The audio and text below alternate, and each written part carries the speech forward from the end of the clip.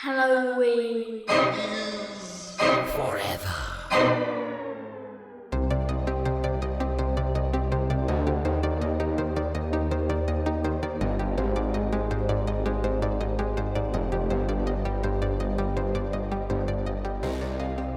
Welcome, boys and girls, to another fucking Minisode of Halloween is Forever. I'm Brian. I'm Meg. I'm Steve. Woo. Guys, we got a motherfucker of a show here tonight, guys. We got a whole bunch of stuff to talk about. We are going to have our first guest on in quite a while, and boy howdy, is it a fucking doozy of a guest. We have writer, director of recently released on Shudder. I think it was released last year on the festival circuit.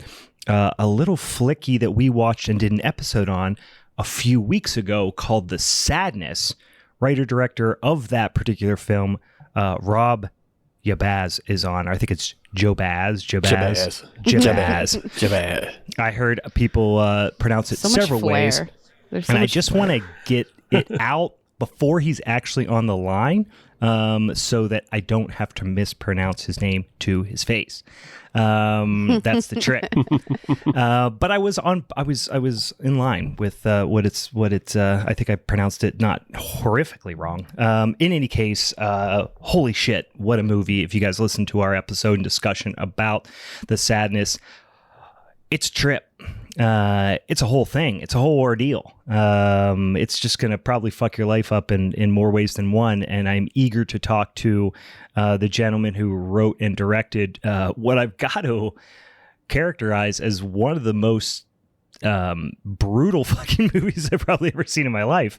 So pretty excited for that. But before we have company over, before we light a candle and open a window and get all the fart smells out of the house, before we, shove all the dirty clothes under the bed, we got some couple different orders of business that we have to take care of, as is tradition on the Minisode. Let's start with some damn beers, you guys. You got any beers out here you want to talk about? I got beer. We got. Meg, you want to go first? Sure, why not? Because we already got the chip talk out of the way. Yeah, I came on. I signed onto the Zoom a little late, and it was a very solemn scene.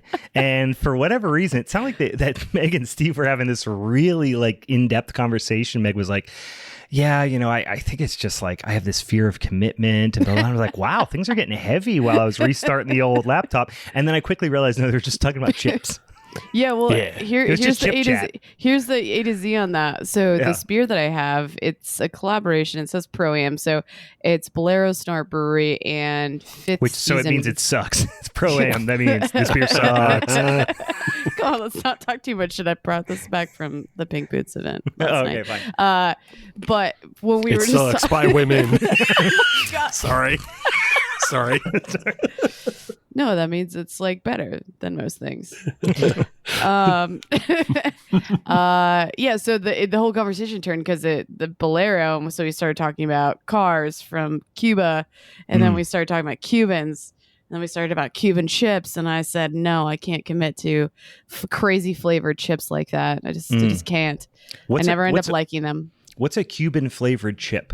Do you know what a Cuban is? I mean, I know the Cuban sandwich. Yeah, it's that in Yeah. chip form. Oh, I thought it was a native flavor from Cuba, like the ketchup chips from Canada, but it was whatever Cuban chip flavor. But no, it's literally flavored like a Cuban sandwich. Yeah, it's the sandwich Aldi sells them. Check it out. Yeah. Or So not. they Or go with the classics like I do. Just get some Ruffles, some good old fashioned French onion dip. Hell of a good. Go to town. Call Yeah. it a night. That's all you need. You know what I like yeah. to do is eat the entire thing of French onion dip, and then when there's really not any reason to fuck with the chips anymore, just swipe my finger around the inside and That's just the lick move, it though. off I'm my not finger disgusted by that. just like a dirty whole that I am. There's that groove you just can't get into with the chips. I know. And that's what the finger's for. Yeah. My ex-boyfriend. People think this is a Coke now. No, this is for dip. This is Dip a nail. dip nail. Yeah. No, my ex-boyfriend told me early on when we started dating that that like his family was like really, really into French onion dip. Like it was this thing that Like it's on their family crest. pretty much. Like this is pretty close. Like I'm they imagining said, him like, sitting you down, going like, "I have to talk to you about something." Well, it was before I met his family for the first time, for sure, because we knew that there was gonna be French onion dip there. Like that was just a norm. So he basically gave me a warning, and I thought he was joking, but he was just like, "No, it's like you put down the French onion dip, and then just everyone swarms it, and then it's gone." And that's exactly what happened, and I've never seen anything like that. It's kind of like this movie that we're talking about tonight. A little bit. It's like swarm to it. Kill it. And they were also Fuck like it. They're fucking the really, French I was onion going to say, dip. were they really like violently horny for it? Pretty much. Yeah. Sorry, that's my random story for the night, guys. So this beer though that I'm drinking, It's Cuban flavored. well, that was also what we were talking about before you got on. Where the watermelons grow. It's a watermelon. It has hibiscus in it, has sea salt. I don't know totally how I feel about it. Maybe there's like a little too much salt in it for me. So there's something going on. But it's okay. In theory, I like this whole combo. In theory, I would like it. Yeah. Sounds fucking lame. I like also that you're like, you like it in theory, which means it's not in reality. Right. In theory, I think that I like it, No, but when in I theory, taste it, I it's know bad. I like these. Like, I know Yeah. I like this combo. I like a thing In that might this be called beer, that, but just I not don't know this. if I like that. Yeah, exactly. Yeah, but I'm not going to be mean to people right now. Yeah. Well, people make bad Except beer. for you. I mean, Except for both of you two. people guys can go make fuck bad beer yourselves. like all the time. People like, unfortunately, people make bad beer all the time. So That's true. Yep. you got bad beer, Steve? You got good beer? What's up? I got good beer, Okay. but it's good for me. So you're So gonna that means say it's bad beer. thick Yeah, yeah. and So you're gonna say sweet. bad beer. Right. Yeah. A lot of adjuncts. Yeah. Yeah. Is that just a dollop of sour cream on the label? No, it was ice cream. Ice cream. All right. So it is the Abjuration Ice Cream Sour Yeah. version 1.3. He poured it into a glass and then put a dollop of sour cream on top of it because he's a sick fuck like that. It's their vanilla soft serve and peanut butter version. I like Yeah. those combos in theory as well, but I don't know if I want it in a beer. It works for me. Cool. Yeah. Is it? Wait, did it say it was sour too? Mm-hmm. Interesting. And so it comes out tasting like a peanut butter jelly sandwich. Where's the jelly coming into play? Just from the sourness of like the fruit sourness. Like it's not What's the fruit in it? Yeah. there is no fruit in So- it. It's just Oh. like the tartness you would associate with like A jelly. not like a grape I'm jelly, but trying more to of follow a you and like be like, yeah, for sure. I'm trying to be validating here, but I'm also just saying that I don't want a lemon curd in my fucking PB&J. yeah. It's like the tartness from like a red raspberry maybe, but there's also just so much vanilla and everything in it. So I see. Yeah, it sounds awful. fuck you, I don't care. It sounds bad. It's like you guys went to the store and said, "Where's your bad beer at?" And then you went and bought that for them. Fuck you. I, on the other hand, am drinking, surprise, Pilsner. This Bad beer. This one is actually from Love City Brewing, deep cut Pilsner from Love City. It's nice. It's I nice. love those folks. Yeah, They're cool. so nice. Cool folks, super nice, super friendly, and also generally make some pretty damn tasty beers. Yeah, this one is it's real clean. It's real nice pale malt character, nice hopper. I would say if it was my personal preference that I was inflicting here, I would say that I want a little bit more bitterness in a Pils, but it's dry, it's well attenuated, it's clean. Really nice beer. It's super fresh. It's canned like 2.5 weeks ago or something like that, which is nice. So, digging That's this. from your Philadelphia trips when you're going out there. Yeah. Yep. Got this out in Philly yesterday. Actually, in beautiful Wayne, Pennsylvania, which is in Delaware County. For those who are from the area, Delco which Delco, I get the feeling, is kind of the equivalent of like a Westmoreland County out here.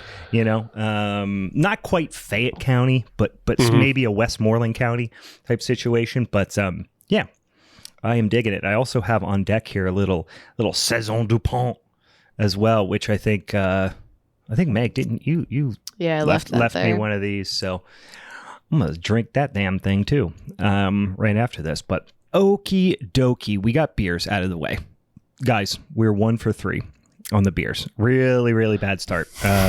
Please don't embarrass me in front of Rob. All right. Oh, what's Rob going to tell us he has? Tsingtao? It ain't going to impress me none. That don't impress me. Should we do Shania Twain? You think he's a Shania Twain fan? Probably not. 10 out of 10. I mean, he's from Canada. So is she. Oh, is he Canadian? Yeah. Yeah. Oh, there you go. Then he probably is a huge Shania Twain fan. That should probably be our icebreaker right off the bat. Celebrated filmmaker, love the movie. What's your feeling on Shania Twain? You a Twain head? We he's know gonna come about on Bryan wearing Adams. a Canadian tuxedo, though. $20 says. Yeah. Yeah. Or an American flag shirt. One of the two. Writing that down. Ask him about Shania. We have a couple other things we got to cover off on, though, too. First of all, we did a little votey on the social medias as we promised. We told you we were going to fucking did it. We did it, guys. We put it out there. You voted. You helped us to choose what our July Showdown topic is going to be for our very first episode in the month of July. And I will remind you what options we had, what the old spinny wheel threw our way for yins to vote on. We had horror remakes and reimaginings. We had fan flicks, and we had best of one Mr. Alfred Hitchcock. There was a significant amount of votes for all topics, but a pretty decisive win for horror remakes and reimaginations, or reimaginings, I guess. So a lot of different directions we can go in that category. A lot of big heavy hitters that we could go after in that topic, or little sneaky boys sneaking under the radar as well. I've got about 6 or 7 that I'm already kind of thinking of that I really need to narrow down because my list is way too long.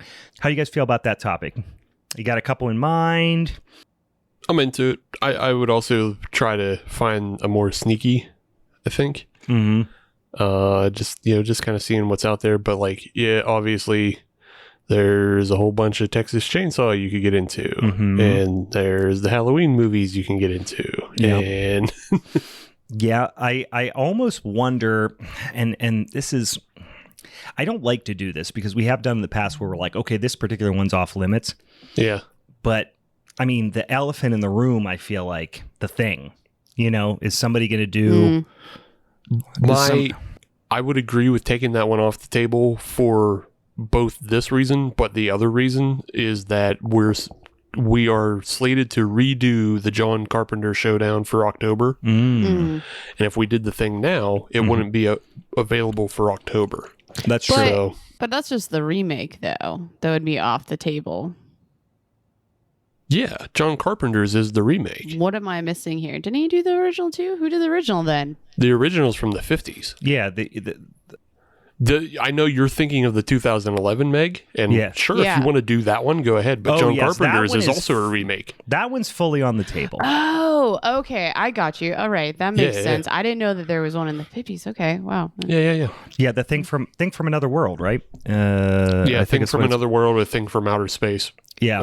Yeah. Okay. It's good. It is a kind of, I don't want to say schlocky. It's a decent, but probably decent budget for the time, but kind of sci-fi horror creature feature type of thing. But in any case, I say 2011, The Thing, very much on the board. Yeah, go ahead. I would take 82. I would take the one. For sure. Yeah, that was the one I think we were talking about potentially taking off the table, just because it is a little bit like fishing with dynamite.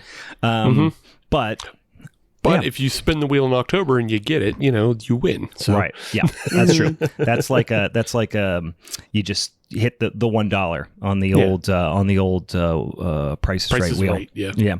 Old Showcase Showdown situation, guys. All right. So we are going to talk about remakes and reimaginings come July. So next week, we will come in hot for you and spit out whatever movie we're going to do. So you have a little bit of lead time if you do want to watch those movies ahead of that Showdown episode.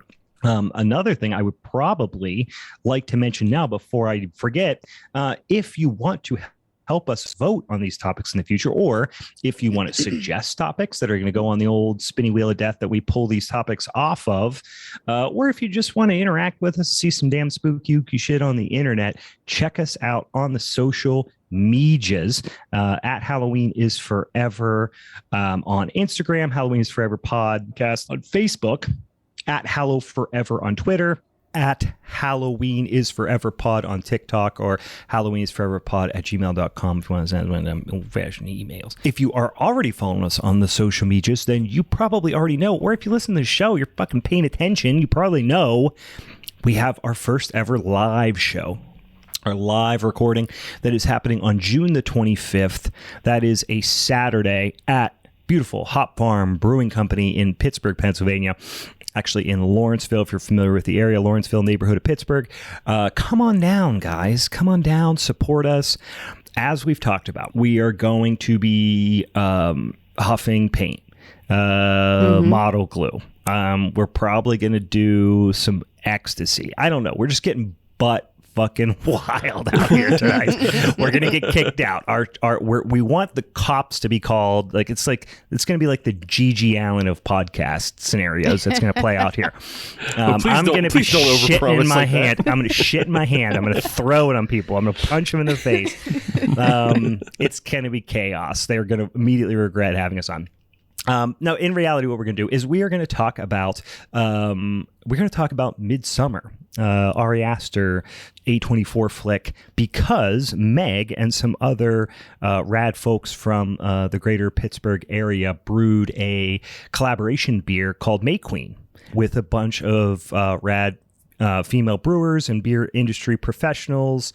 Give us. I know we talked about it a few episodes ago, Meg, but what else was in that beer? Because I know there was like local honey. There was like a kind of cacophony of crazy dried herbs and spices or flowers, things like that. Lots of drugs. Yeah. Lots of opium. Lots of shrooms. Yep. Yeah, no, I mean, so the base beer, we've kind of kept things like similar theme. It has a farmhouse ale that was brewed with local tea and locally sourced honey. And so I'm probably going to bastardize her name because she changed it. It used to be Tupelo Honey, and now I want to say it's something French, like a Bailly Voyant, something like that. Really great local tea shop. Yep. I guarantee. I think that might be my accent that did that.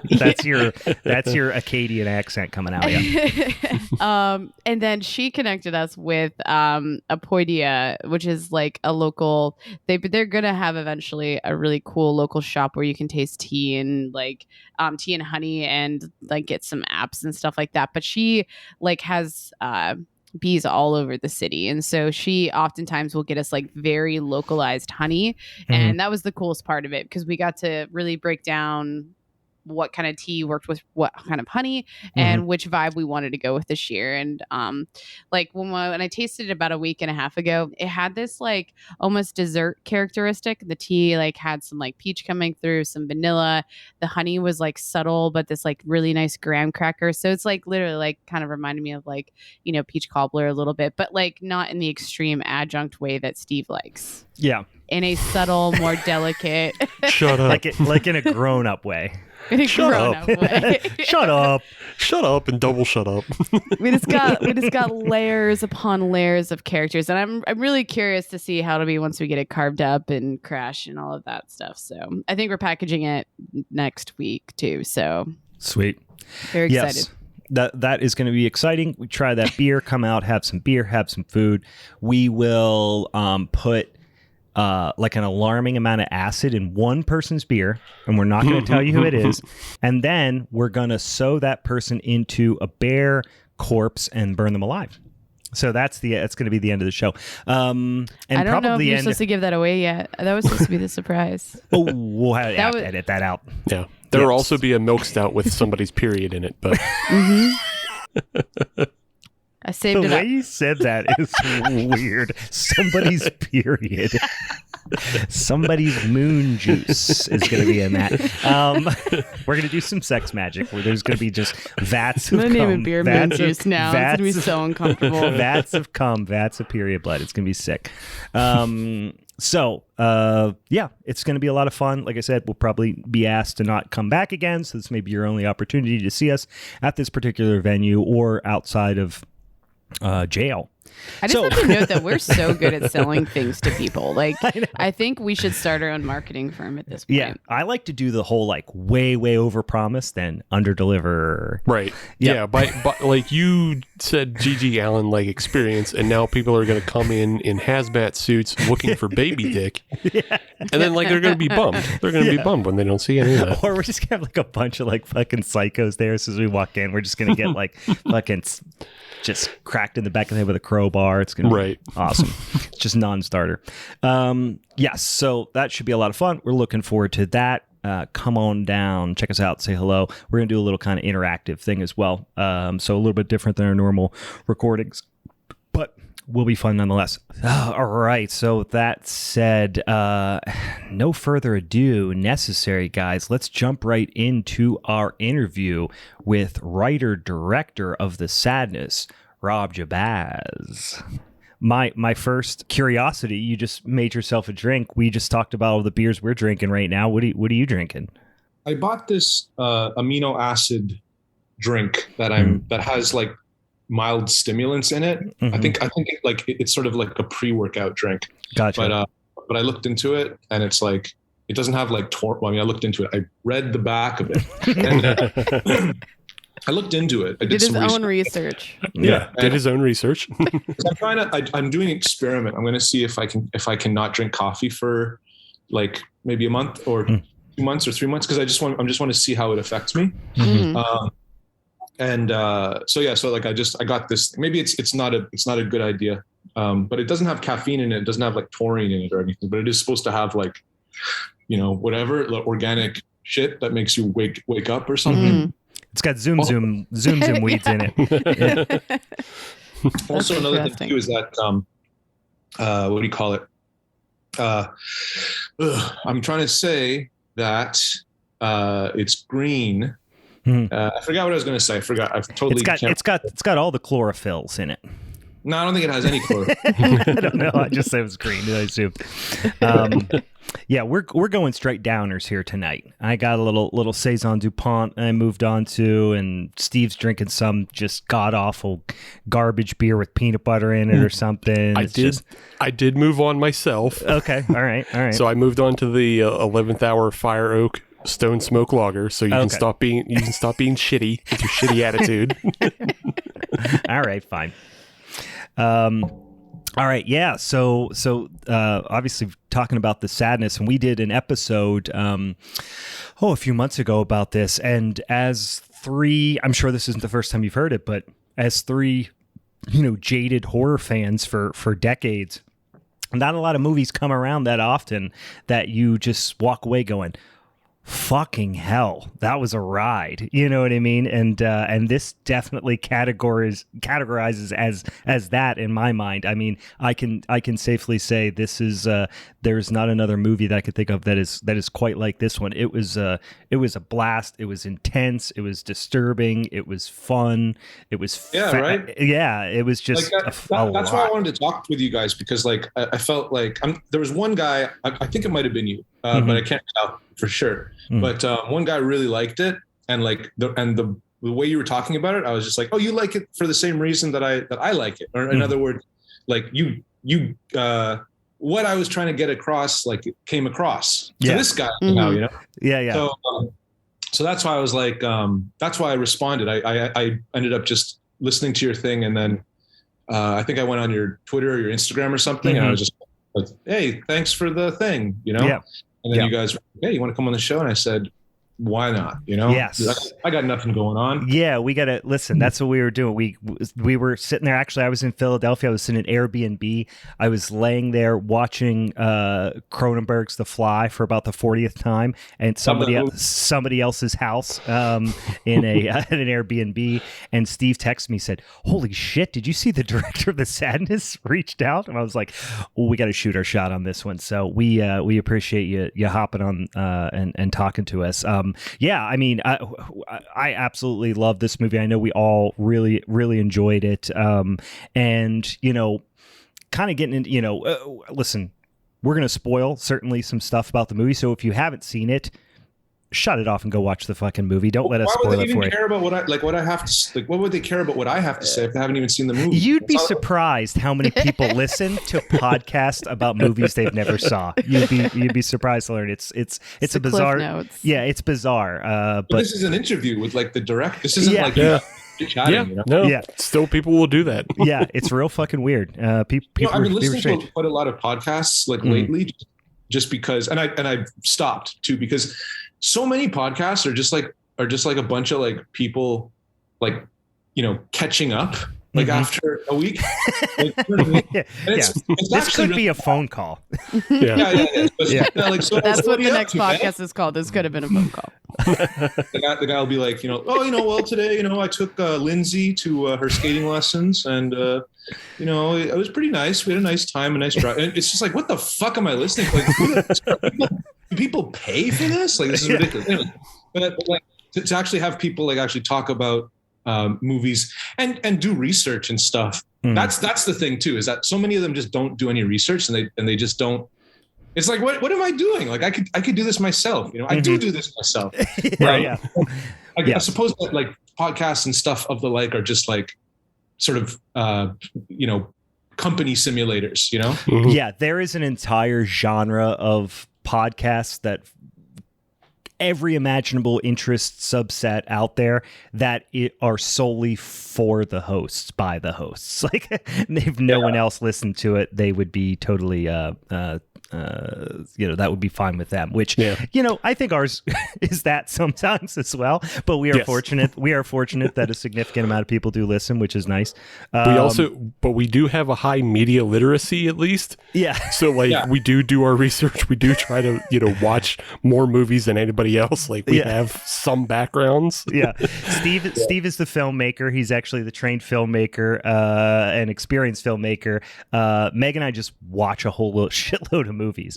So he's certainly the professional amongst us. But in any case, so I mean, you know, I don't know that you know, because I did listen to you on, you know, talking to some other folks and interviews and some YouTube videos of you talking about the film and some of your, you know, ideas behind it, some of the things you were trying to get across. I know right off the bat, I'm interested to hear like what your not just particularly for this movie, but what are some of the movies that woke you up internally and said, fuck, I want to be a filmmaker. You know what I mean? And not even necessarily horror genre. I imagine quite a few of that would probably fall in horror genre, but what are some of the movies that made you think like, oh man, I think I could do this. You know what I mean? Let me say, first of all, that I actually have a lot more in common with Brian and Meg than I do actually with Steve, because I never went to film school, and I'm more of like just a fan that got kind of a lucky break, you know. Like I'm a guy who just, you know, I'm one of those guys who like, you know, knows like episode names of Star Trek: The Next Generation, and like sure, and like you know, and whenever I say a movie, I'll say the year after it, like a fucking goof, you know, and so I'm that kind of guy, and I've always been that kind of guy. And then I just kind of got kind of an opportunity to do a film due to a bunch of like totally circumstantial events, you know. But here's the thing. So like I really do attribute like sort of being able to do the sadness. Like I attribute that entirely to luck. However, you know, if you get a lucky break to do something but you don't have any ability, then you just end up, embarrassing yourself and crashing and burning. So you have to have like that sort of innate, well, maybe not innate, because I definitely, I come from an animation background, right? Like I'm an animator. Yeah. And that really, I really think that maybe that's not the same for everybody. Some people are really into like cameras and they carry a camera around and they're camera people, but I've never been like that. I hate cameras. I don't like touching them. I never, when I'm on vacation, I never take a single picture. And then, I'm dating. I've been with the same girl for probably the last like 6 years, but she doesn't do it either. So we end up going on a vacation and then coming back and like not having a single picture, And I just been like, no, we probably should have taken a picture. Because honestly, my memory sucks. Like, so like, I'm not going to remember this in 2 weeks, honestly. It was nice though. But anyways, the thing is animation really helped me with my storytelling stuff. And so like probably like I've never really like, because being a filmmaker, you watch TV shows about like, people making films, or you watch like Entertainment Tonight or something. And it just looks like a big, huge room, like a big warehouse sized room full of people. And they're all like drinking coffee and, like running around and being busy and stuff. And it actually doesn't look like my idea of fun, It just looks like a big fucking, just a big like bunch of people. I was going to say just a bunch of circle jerk of egos and people yelling things at different. That's what I always thought that was the case too. Yeah, because you see it in movies. That's what a movie set looks like.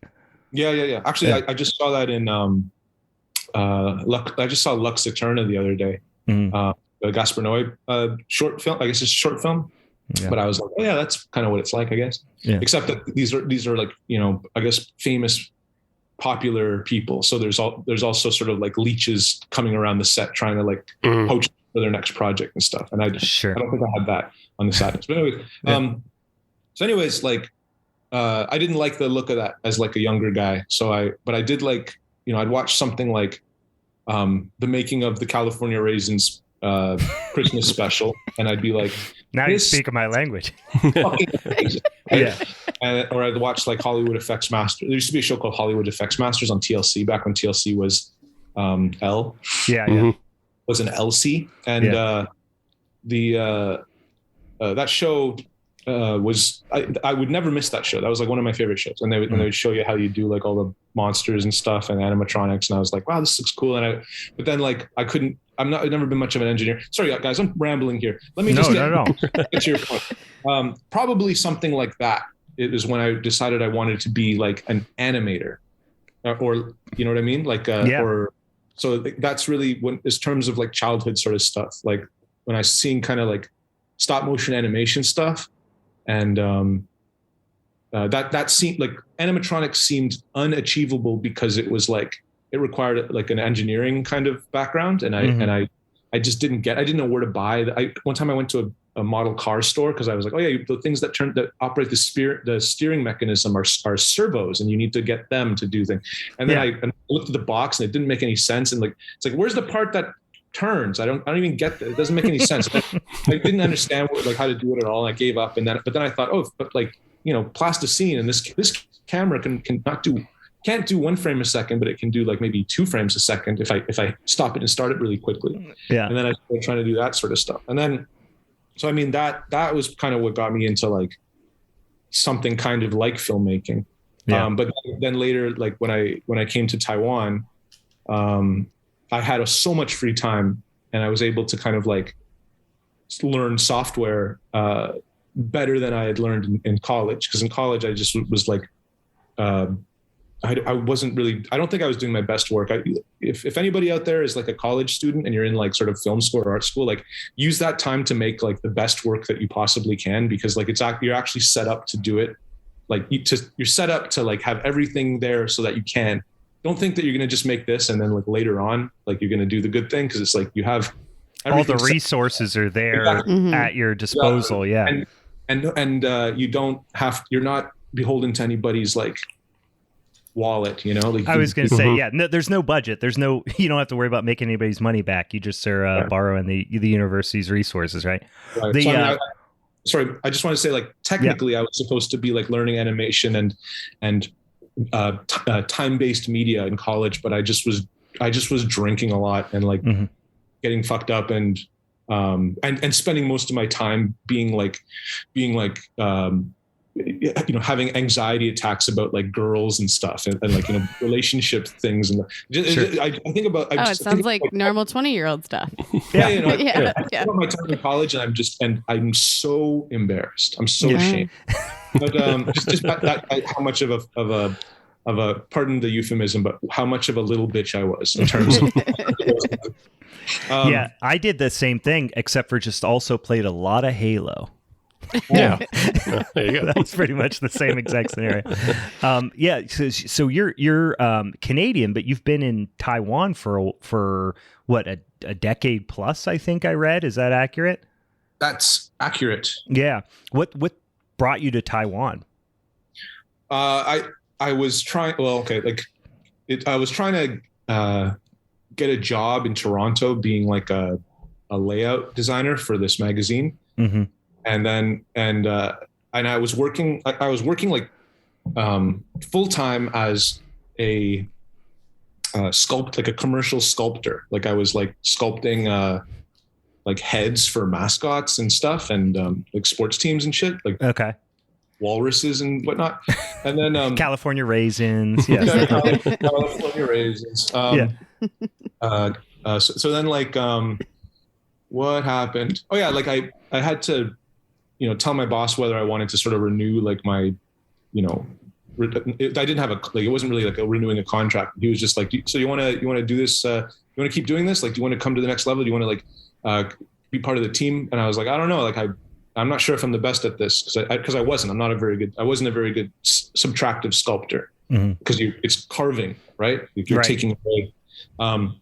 So it's like if you fuck up, you just have to start over. But anyways, so I was trying to get this job at this magazine because I was working full time at the mascot head thing, and then also I had a part-time job to like with this sort of hip hop magazine that like was not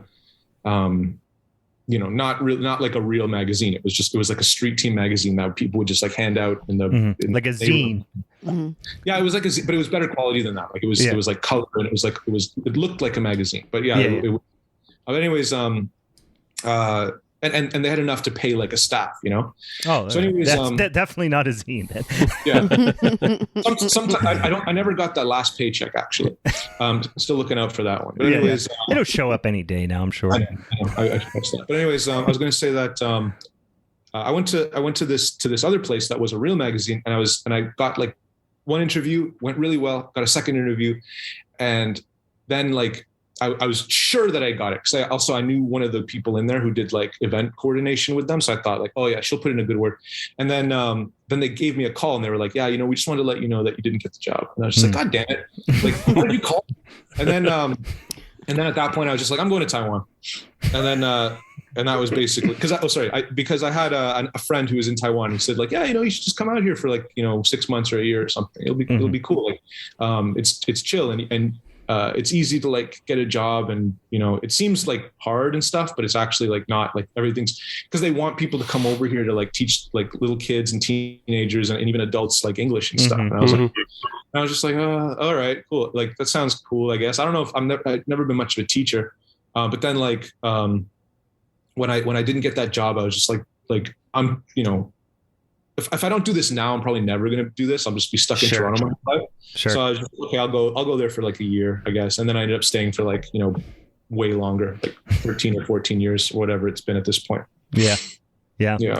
No, that's cool. I mean, yeah, I think we've all had that moment of like, there's nothing here for me. Fuck this noise. Boy, I want to move to, Taiwan, South Korea, Thailand, something like that. And just, you fucking did it, which is pretty cool.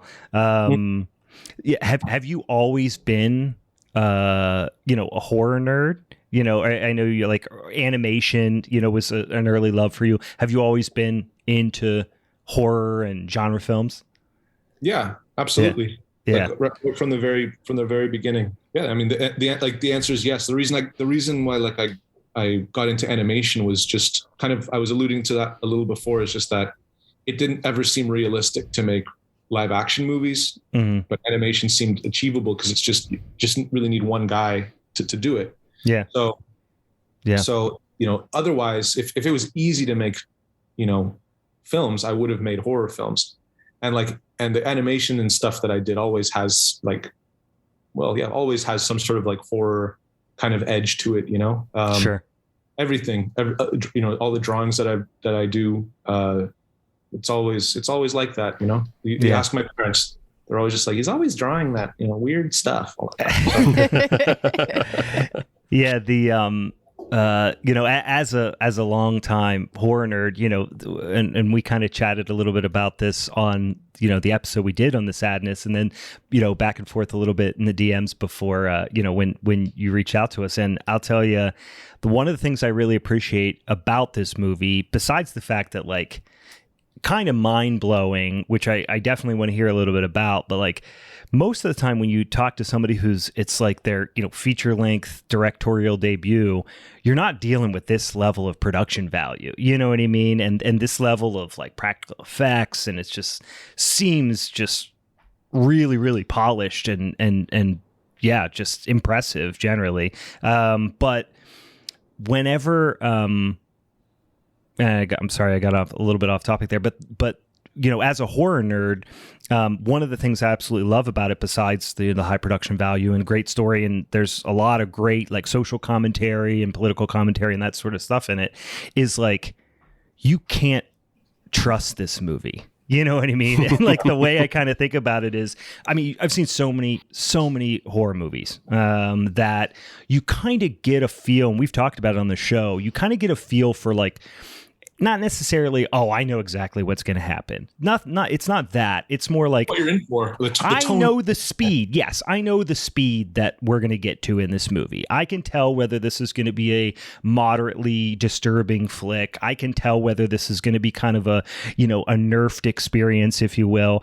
And this movie definitely lures you into a false sense of security, because for the first, I'm just going to guess like maybe 10 minutes, 15 minutes of the movie, it's setting up some pretty expected kind of zombie outbreak type of tropes. And then it just blindsides you. It just cups your ear and sends you into a fucking tailspin, and then the rest of the movie is just like, you're just trying to keep up. So there's not a lot of movies as a jaded horror nerd that you're like, yeah, I don't want to turn my back on this movie because it'll do anything. You know what I mean? Mm-hmm. So it's kind of feels a little bit more dangerous, if you will, and not to be, too much hyperbole.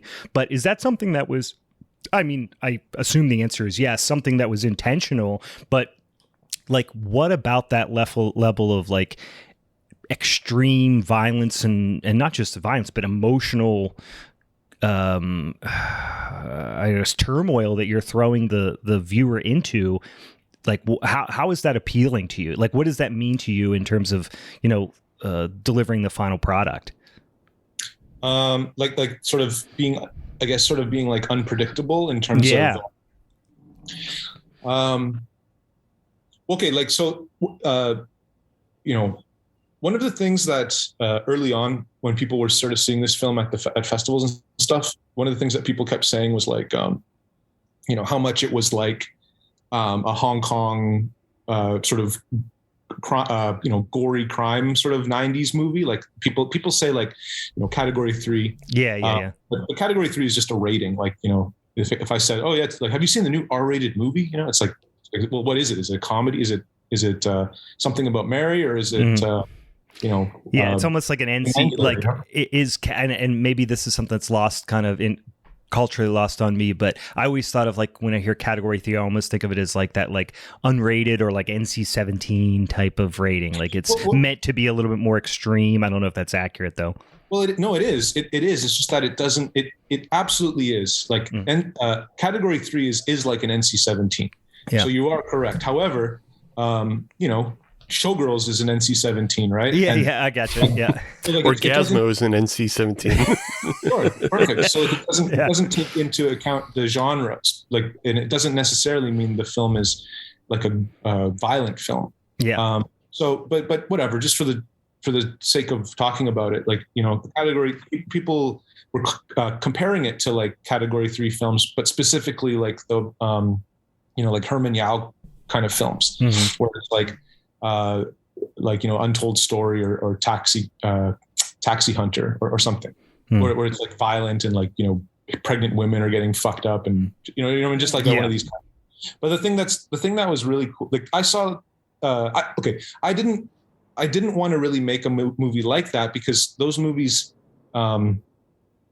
just across the board, what they always do is they will always incorporate sort of like this goofy, kind of like over the top acting and sort of Three Stooges style comedy into the film. And it's weird because it sort of puts it, because not only is there that, but there's also like, prolonged rape scenes. And you're just like, how is this, how am I supposed, because this is like what, you hear interviews with Herman Yao, and he's just like, oh, we put that stuff in there just so that the audience wouldn't take it as seriously, or wouldn't be as upset by it, right? But it's like, I actually find that it has the opposite effect, because what it does is it puts you into this place where you're like, oh, okay, the film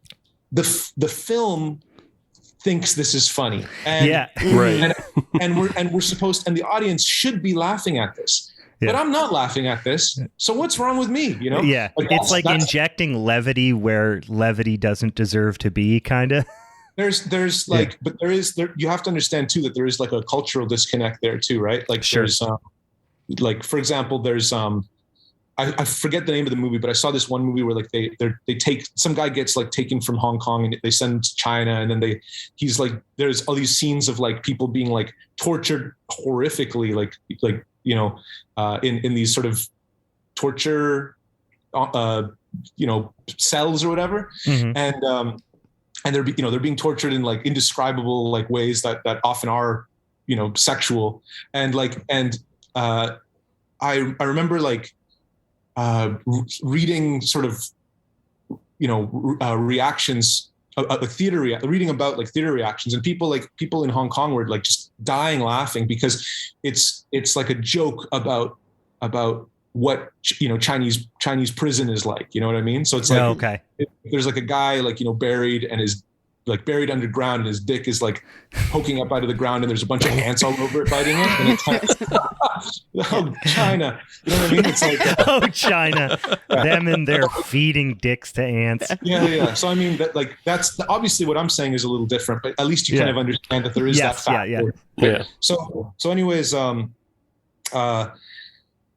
I just felt like, okay, you know what? I think this kind of stuff could hit a lot harder for my audience, which is essentially a Western, international audience, because here's the thing: when you make a film, you have to really understand the audience. And like, I'm not a Taiwanese guy, and we did intend for the movie to be a Taiwanese release.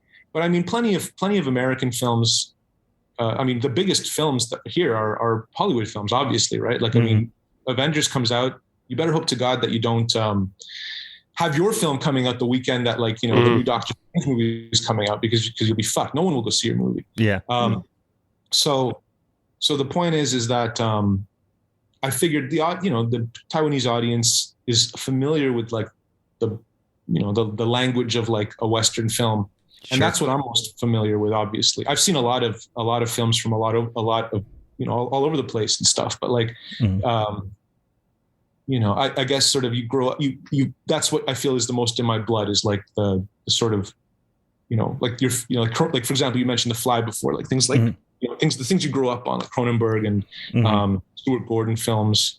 And all that good stuff, all that stuff that we like. And then also, like, I had just seen Uncut Gems before we started doing the Sadness, and I thought, and I was so impressed by that film, because I was just like a film can be this. You can do this for a film, like just. It can just be about like a panic attack. Very few films have given me as much anxiety as that film ever, genre or otherwise. I love it, and it's like, so that was really like, going into it, I was just like, I love how if you buy into this film, like you're, how do I say it? I feel like anyone, like it doesn't matter who you are. Like this is such a human experience, like this film, that like maybe if something is just very urgent and it's just constantly like, okay, what do I do now? And you're just constantly kind of trying to think on your feet. Like maybe that will be something that anyone can like, Yeah. Because how do these fucking Koreans make their movies international hits? Like how they can have something be like a huge blockbuster in Korea, and everyone gets behind it, and it feels very Korean, it feels very local, and people are, Korean people are like, it's like, yes, this is our film, this is a Korean film, and then but then also it just goes around the world, and it's the biggest thing ever. How do they do that? Yeah. And so that was also on my mind too, and I was just thinking, well, I mean, we're all people, so we gotta just appeal to sort of the things that are common, I guess, and being afraid and trying to get away from someone who's trying to like hurt you, and also like sort of being afraid of like, if if you're a woman and like you're afraid of like just like a guy who's like bigger than you and feels entitled that you belong to him, and like to like sexually violate you or to harm you. Like I mean, these are things that are super strong. Like they're like white hot strong, and they're universal themes. That's exactly what I was going to say too. Because even one of the scenes you're referring to, when we talked on the episode, I was just like immediately triggered, because in like the best way possible. That was the best thing that could have happened, because I understood what was going on, and everyone knew that, even though it was this unique situation. Listen, I've never ridden a commuter train to work in my life, but I immediately was like, I've met a couple guys like we're referring to the kind of, I think we refer to him as like the incel businessman that's on the train. Like everyone knows a person like that. Like, yeah, absolutely. I've met people that are 100% capable of that type of behavior, and it's just a universal, trigger point, I think, for everyone. I think the other thing that made this like, because I went in and I try to do this as much as possible, and sometimes just being, involved in the horror community and in the show and going to, fests and stuff like that. Sometimes it's unavoidable, but I try to go in as blank slate as I can. I don't watch trailers if I can help it. I try to go in with, very, very, very little, understanding of what the movie is. And the only thing I went into the sadness knowing is, I think somebody told me like, it's kind of a zombie movie, but hold on to your fucking butt. Like that's all I knew kind of going in. And so, I didn't know the angle of the kind of, sexually sadistic elements of the virus, of the Alvin virus. And so it threw me for a fucking loop, because the acts that are happening, and there's some really like intense, violent, intense on-screen violence, and some of the most effective, frankly, is off-screen. Obviously the very what will go down in history, I'm sure, is quite a famous scene in the annals of horror, which is I believe her name is Molly, with the I'll just say the eye fucking scene. I think everyone knows what I'm talking about. Is watching this movie. No, the spoilers are out the window. That's off scene. For the most part, it's, you see the emotion and everything involved with it, you hear it, but it's off screen. The thing that was the most disturbing to me was the intent. You know what I mean? Like that idea of, no matter what culture you're in, people taking some degree of like gleeful excitement in these types of acts is just universally makes your skin crawl. It doesn't matter what culture you are, where you come from, your age. Like that was the most effective thing for me. Maybe it goes without saying, but it was one of those things when you see it, you're like, how the fuck didn't I think of that already? Like how haven't other people done, you know what I mean? Like it felt like it was right there, but it was just executed so well, and it was just like, it was one more layer of the onion that like, I just haven't seen anybody pull back before. First of all, thanks. I'm happy that it worked. Happy that I got you. But the thing is like regarding sort of the thing you were saying before about kind of like a movie that kind of surprises you insofar as that like you don't oh man, like I didn't realize that I was in for this, you know? Or rather a movie that you're sitting in the theater and you actually feel in danger in the theater, like because of the movie. Like that was my experience.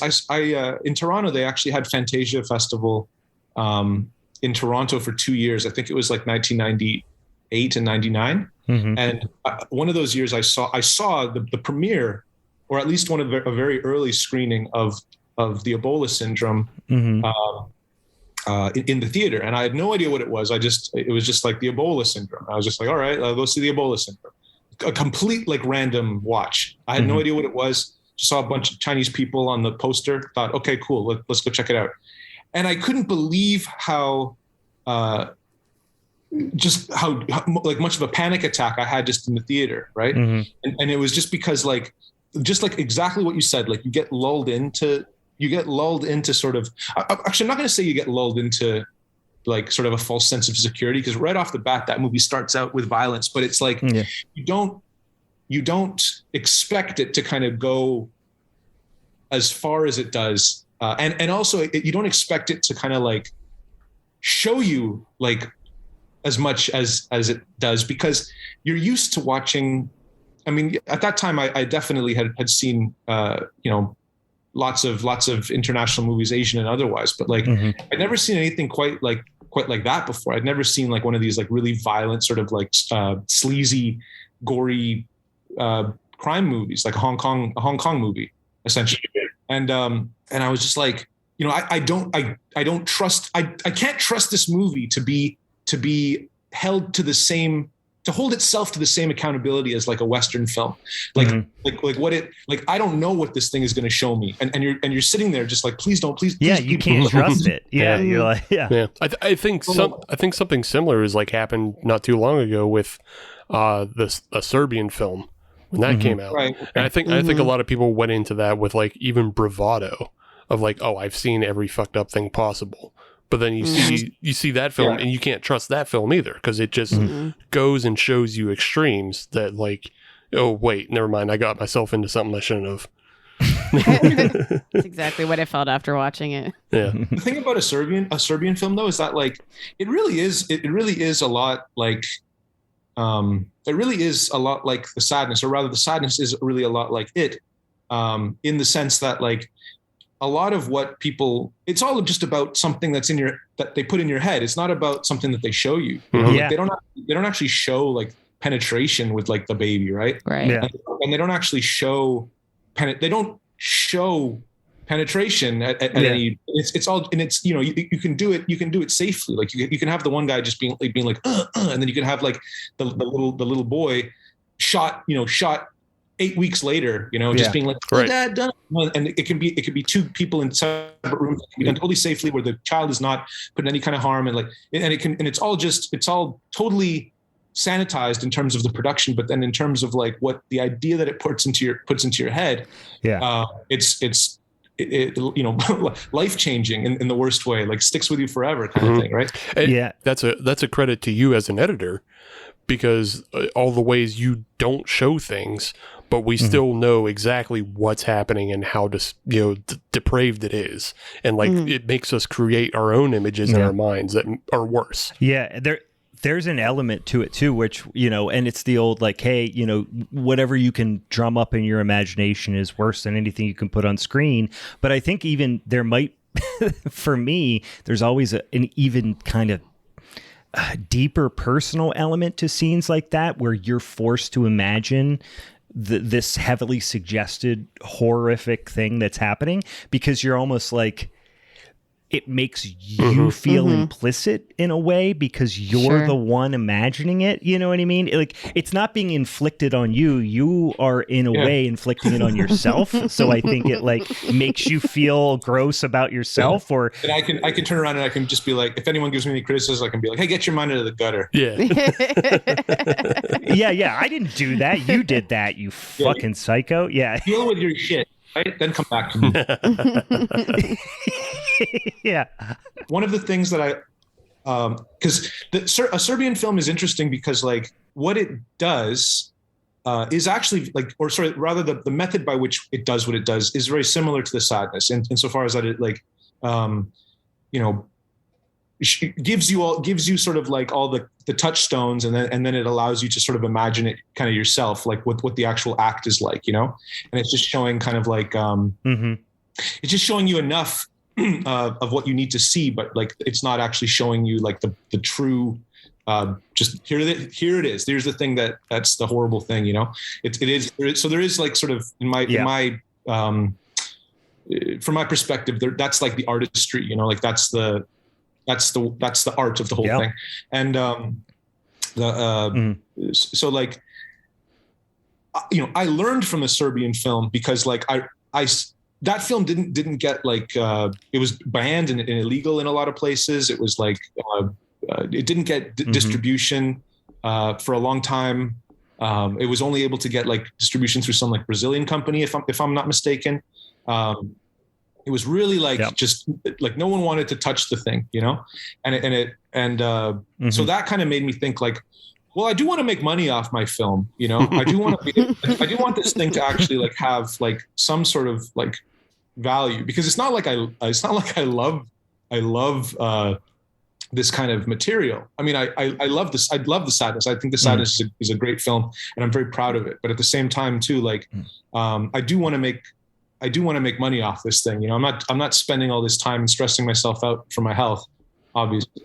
So I really tried to be very, very careful about a lot of that stuff. And I tried to sort of have my cake and eat it too with a lot of the sexual violence stuff, and just sort of, getting a lot of it across with just dialogue or stuff, like I said, where I could shoot something where I don't necessarily even have to have the same actors in the same room, for a scene or whatever, some of them it was, but like, the situation is very controlled. Another thing too, is that when you're on set too, like you want to keep all these people kind of on your side as much as possible. And like, you don't want to, people get really vibey on a movie set, and it's very easy for mutinies to happen and stuff. So like, you have to, there's so many things to consider, like, and then, but the point that I'm trying to make is that, I had sort of a Serbian film was sort of something I was looking at as like, okay, like, I don't think that anything happened here that was, offside. I think it's all pretty, it's a film, and it puts some pretty nasty ideas in your head, but it's definitely not like, they're not actually showing you anything that's really fucked up. But it doesn't matter. It's done in a way where it's just like, it doesn't matter. Like no one's touching this film, and these guys are going to be lucky if they make their money back on the film, which they did. I actually talked to Alexander, the guy who wrote the Serbian film, who's a fan of this. And we talk occasionally. He's a real warm guy, really, what's that word? Gregarious, a very gregarious kind of guy. But we talk a lot about that, about sort of like, and he really is like kind of an artist, insofar as that he's like, he really is trying to push. He really is trying to go beyond like, whatever this idea of like of a movies as industry is bullshit. Like we have a responsibility and try to push things and try to, this kind of idea, right? And I wish I could be as courageous as that. I'm trying to work within sort of the boundaries and try. I'm not trying to push the envelope, but I am trying to get to the edge of the envelope, It seems like he's trying to stretch the rubber band until it snaps. In a way that his intention is to be subversive, right, in a way, which I can appreciate. Obviously, not knowing the guy personally, but having seen interviews and stuff like that. He's a much better writer than me too. Like I read one of his unproduced scripts, and it's just like, this is so good. I really wish someone could. And it's not even like what you would think. You wouldn't like, from the sick and twisted minds that brought you a Serbian. You think it's going to be terrible, but it's actually like this really. It's actually almost like like, you ever see that movie where Robin Williams has to like go to like heaven or whatever? Like, Walk in the Dreams or whatever. No, you know it's called what dreams may come. Yeah, it's sort of like that, but then also kind of like a Cronenberg film together. And it's like, I read the script and I was just like, man, this is, how come no one's made this? This is brilliant. It's a great. It's not even that like inflammatory. Like it's way just leaps and bounds like away from a Serbian film in terms of like being offensive. Like, but like, I mean, this would be awesome. This would be a great film. I guess maybe just, I don't have a good reason for that. He's had the script floating around since like 2010 or something. Lots of people read it. I wonder if there's that stigma associated with it because for whatever reason, people just won't.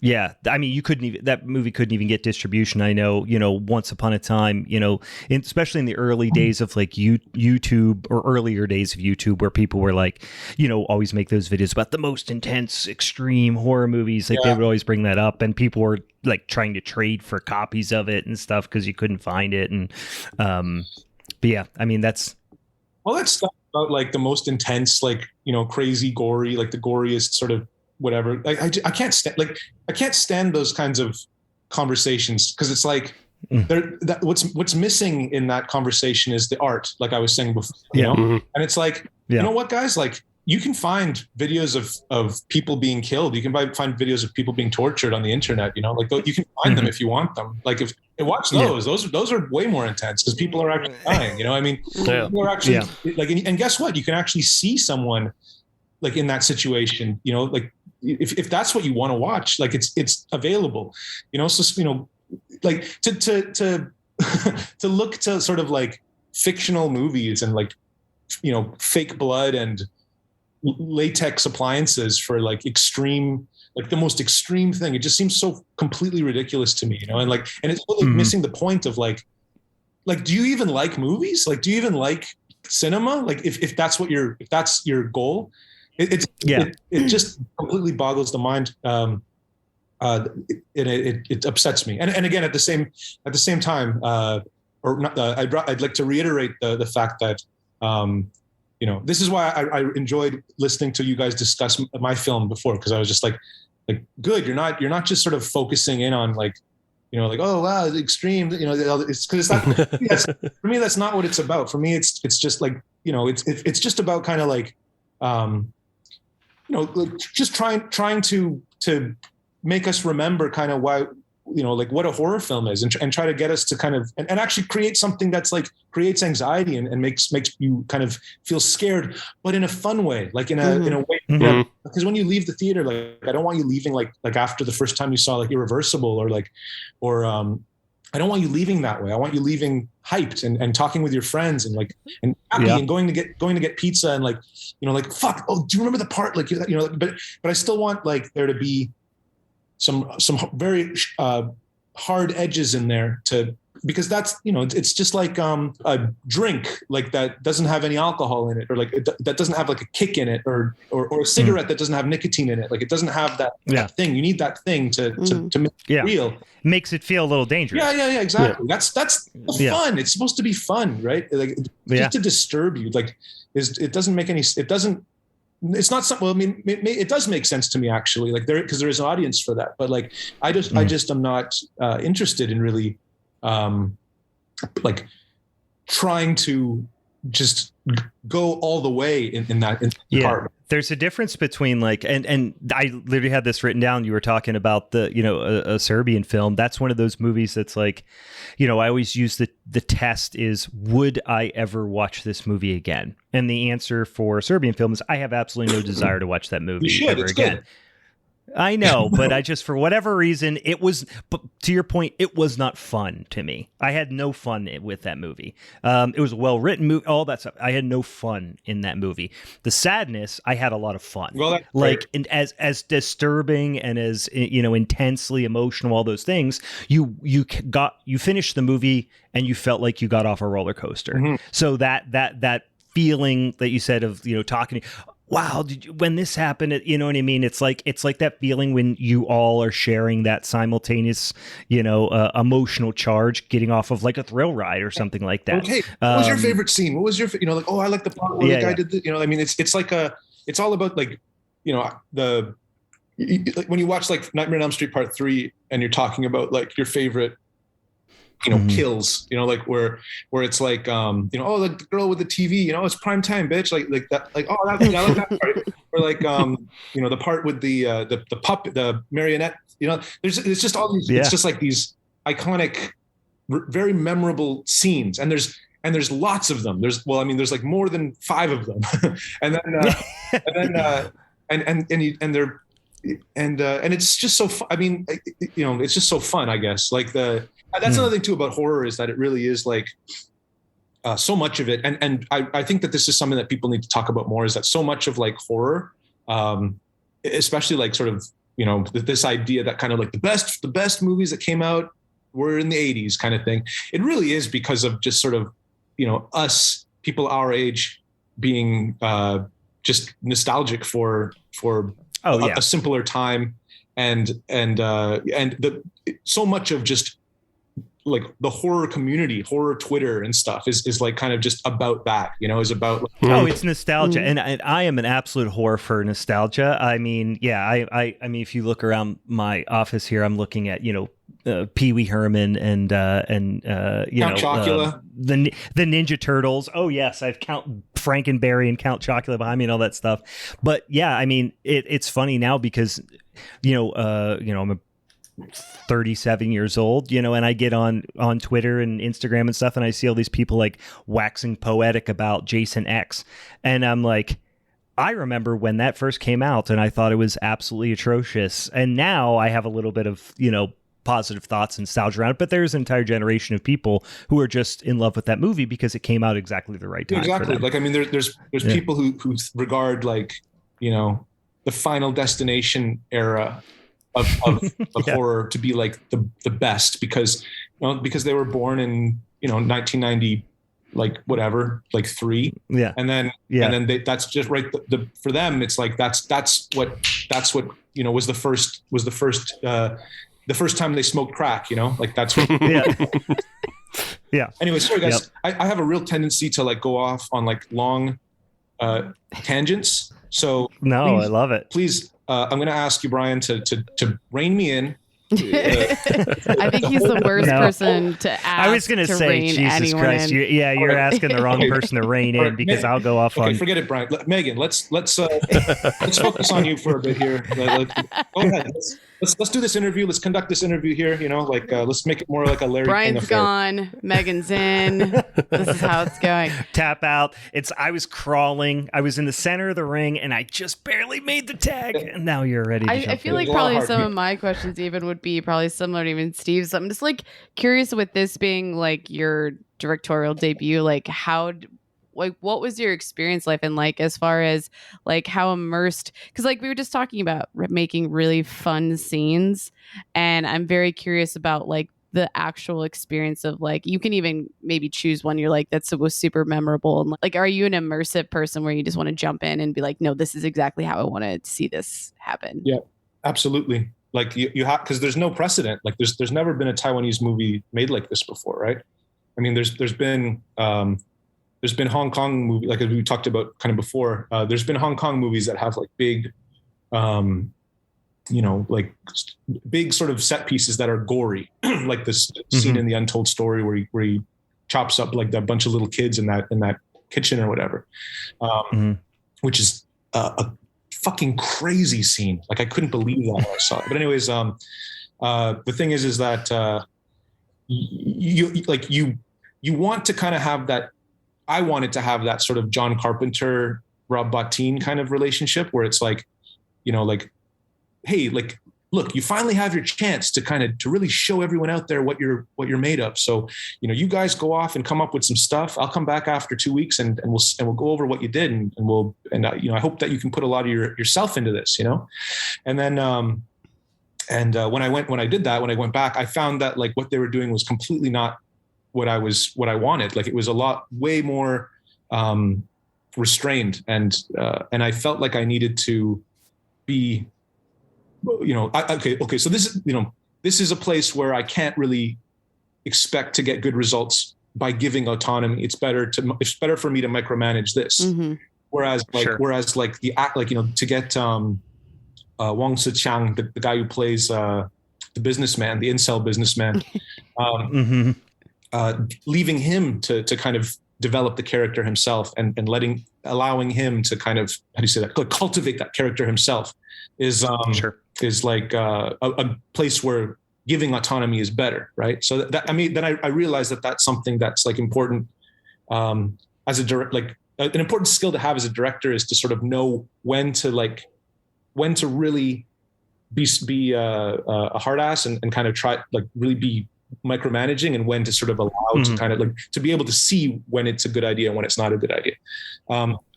So then we come up with the train scene, let's say, that's kind of the big gore thing. So so okay, let's see what has to happen in this scene. We need to have like probably about 5 just on-screen stabbings, and then we need to figure out kind of like like the spatiality, like the blocking, like the how it's going to happen in space, and then so we figure that out, and then we find out kind of like on set that like originally it's like they have this method that they use in previous productions that they've done, where they have like a piece of like latex, a fake Halloween knife, retractable knife, and then a blood bag that punctures underneath, and then some blood comes through.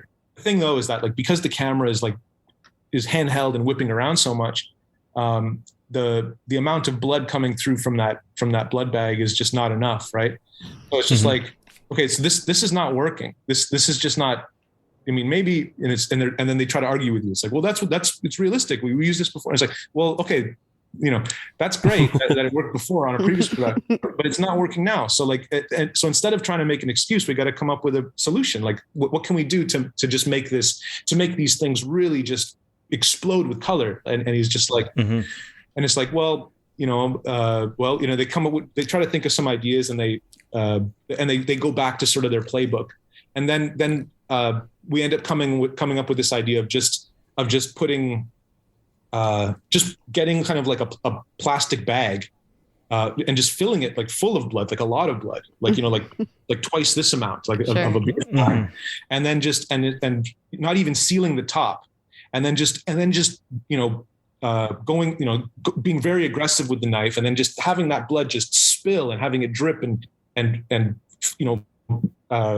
just make a big, huge splash and collect on the floor and stuff like that. And then like all of a sudden when you're picking up somebody and whipping them around and stabbing them, all of a sudden, like it makes sense. If that happened in, if it wasn't for the way the camera was moving, if it wasn't for the way that the action of the actors was, it wouldn't look real. It wouldn't feel like, it's not about it really being realistic, but it wouldn't feel right, because we're not. Yeah, the physicality's got to be there for something that just visceral and intense. You kind of want it. You're looking for like, it's almost like theater or something. Like you need it doesn't matter if it's realistic. It's like you need the audience to really feel the point of it, right? And so there's things like that, and then there's also kind of like, okay, we also have a bunch of, we have like an Achilles tendon bite. We have a bite to the neck where the, what do you call that?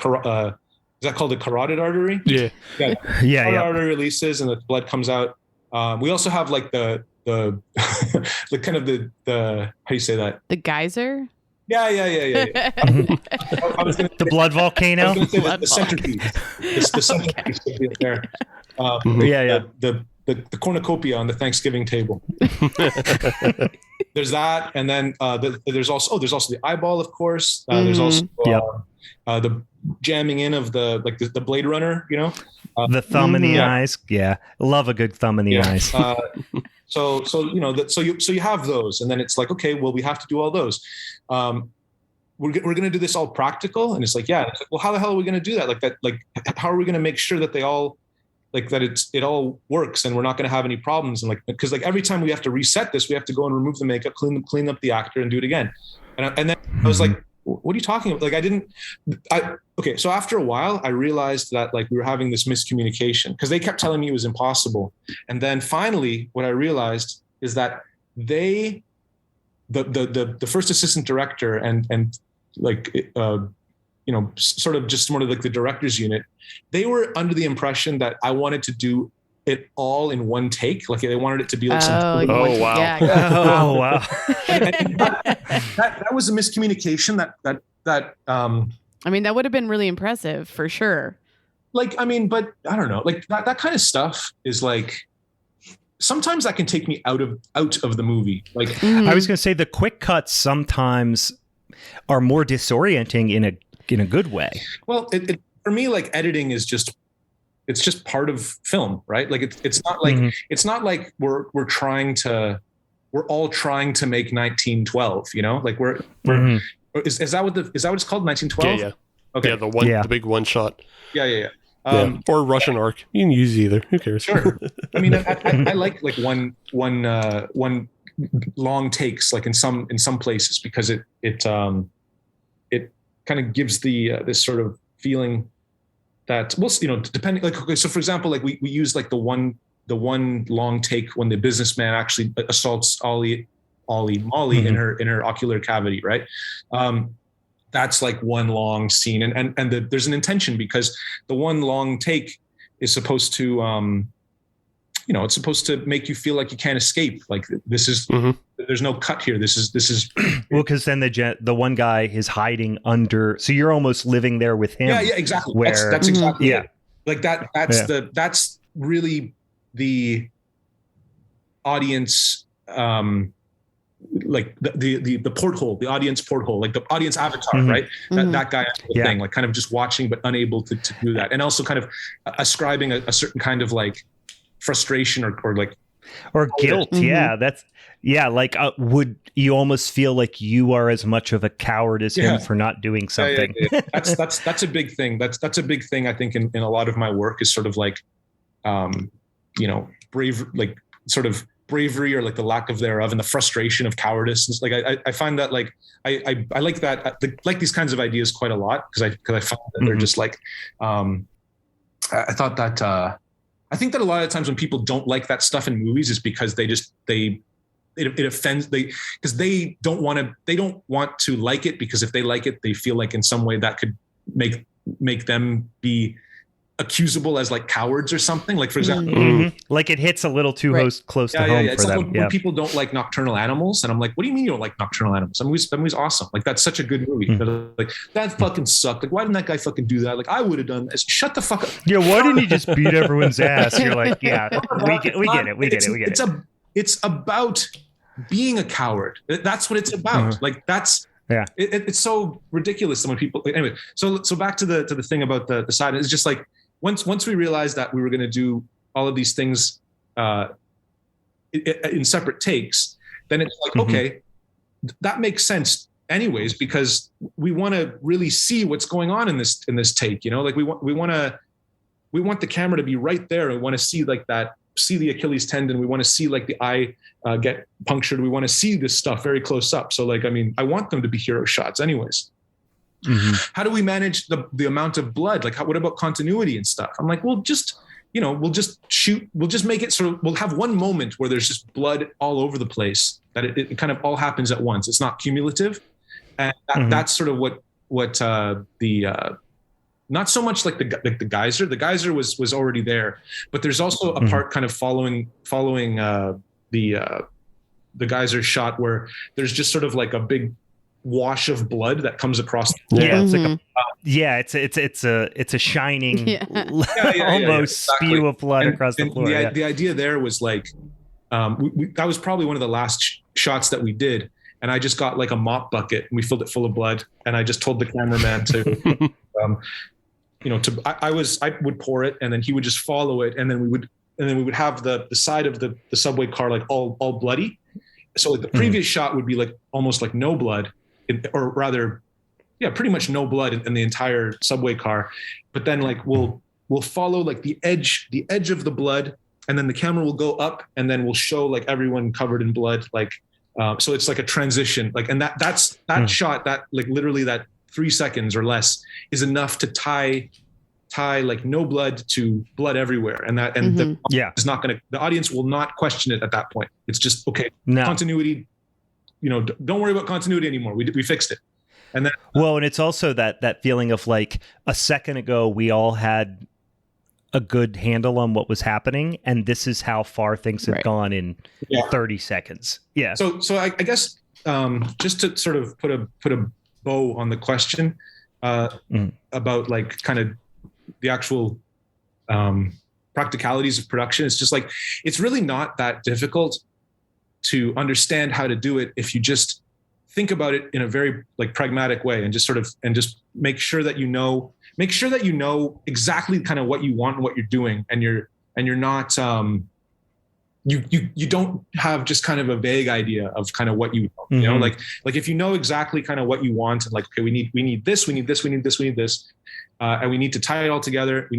These are some things we need to make sure we keep an eye on in terms of continuity, and then at that point, like because the people on set, they're just there to listen to you. They're not really there to come up with their own ideas a lot of the time. I mean, the cinematographer is there to discuss with, but like as far as the director's unit is concerned, and as far as everyone else is concerned, they're just waiting to hear what you say. So it's important to just like to really have a clear idea, and that's where like having very detailed storyboards comes in. And if I were to give, if anyone were to ask me about like a suggestion in terms of just like production or whatever, like, I mean, I'm just Rob Jabbaz here. I made Just the Sadness. That's about it. But like, if anyone asked me for advice, I'd say, try to get your storyboards as detailed as possible, like shot for shot, and draw them the way that you are going to like edit the film, so that and then at that point you can kind of like look at them and figure out which ones you can do in one shot, and I don't know. It's this is all part of the. No, that makes a lot of sense too, because and not being a filmmaker, but obviously having a great interest in it, and having seen or talked to a lot of filmmakers and stuff. I think that especially young filmmakers do fall into that that pitfall of feeling like they need to make big creative decisions on the fly, because that's like the romanticized part of filmmaking. Or just try like, something out, maybe in movings. Yeah. Like, hey, but having that all laid out, like you said, in storyboard form, now it becomes more like block and tackle. Yeah. Let me make a caveat. Let me make an amendment to what I said.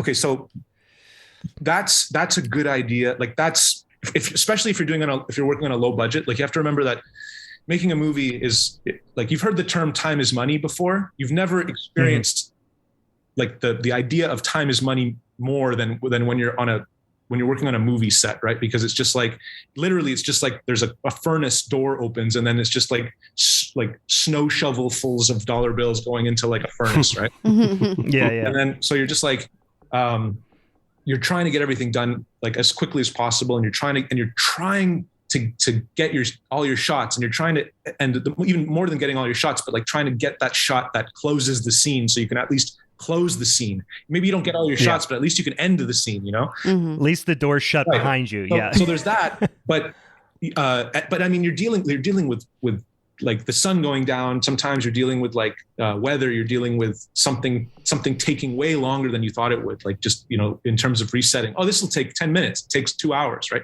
So like the thing is you have to like, you have your storyboards, but you have to also be able to think on your feet enough to know when you can be flexible with them, and know when it's like, okay, you know what?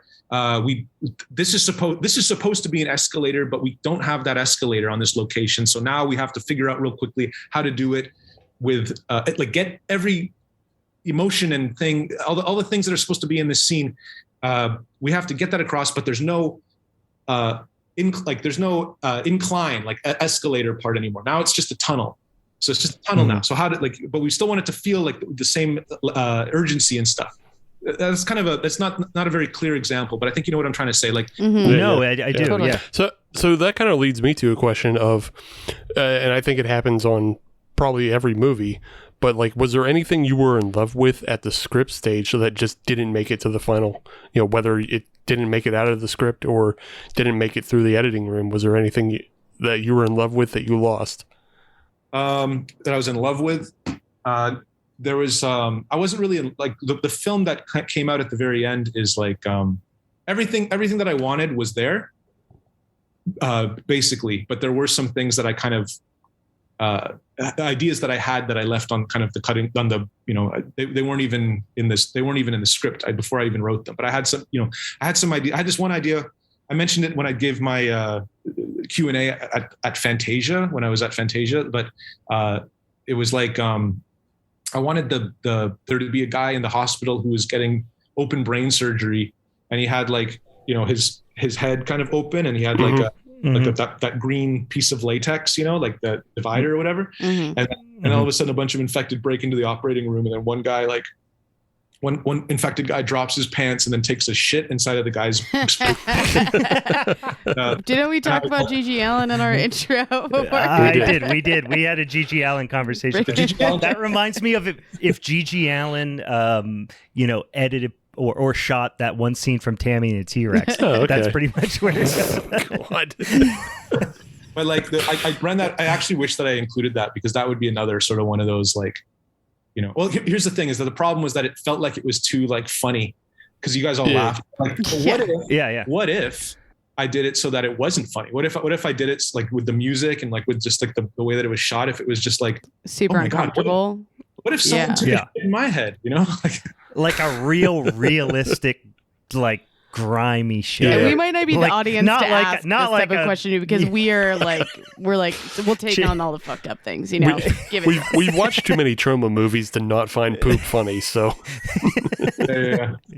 I mean that was basically that. There's in terms of just like stuff that was on the cutting room floor in terms of editing, I did have to cut out about like 7 or 8 seconds of just like an infected guy having sex with a corpse on the street. That it is in the movie, but you only get to see it for like about half a second. Right. I know immediately which scene you're talking about. Too. If I didn't cut that scene out, then I wouldn't have gotten into like a festival that I was really wanting to get into. The way that this all works, like all of these like programmers, they program for like different festivals, and they all know each other, and like it's this little weird like community and stuff. So it's kind of like they really do act as like gatekeepers. Yeah. And it's like sort of a good thing if you're friends with them. Right. Yeah. Because that's the thing too. Like, or rather, forget if you're friends with them. If they like you, if they don't like you, then forget about it. But if they like you, or if they think you're cool, then like, then stuff flies. Because I mean, at the end of the day, just like we said before, like like why does something like The Sadness thread the needle, and something like this, like a Serbian film, not thread the needle?